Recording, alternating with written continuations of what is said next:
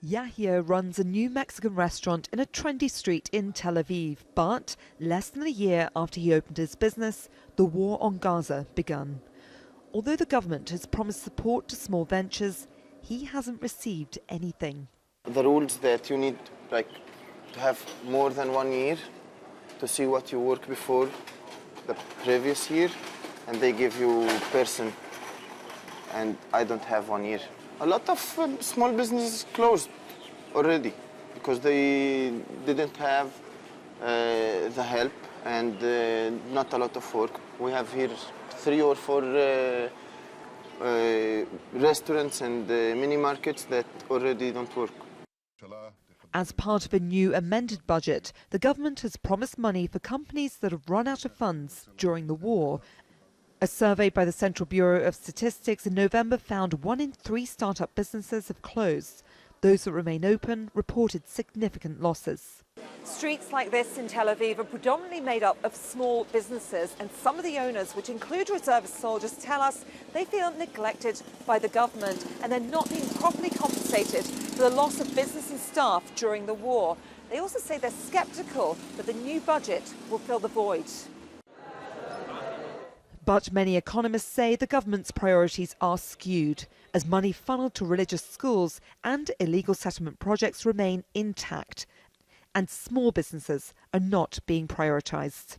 One of the things that I think many politicians and economists do not understand, that it's not enough to allocate $12 billion for a certain cause. You must have a mechanism that actually takes the money and funnels it down, and funnels it quickly.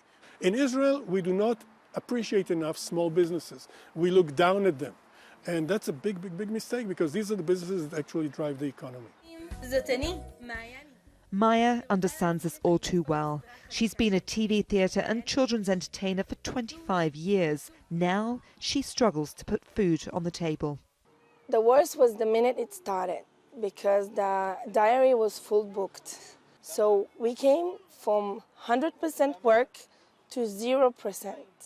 I know it's small stuff, but when you don't have money to buy food, you're starting to be nervous. I even starting to lose my voice, get stressed, and I couldn't sleep. Small business owners like Maya says it's the working class and poor who are bearing the economic costs of the war and are also being forgotten. Laura Khan, Al Jazeera, Tel Aviv. Stefanie Dekker joins us now from occupied East Jerusalem. And Steph, it does seem that sort of various parts of Israeli society are either not happy or critical of the government, be it the media, small businesses, or just parts of the Israeli public, depending on who you talk to.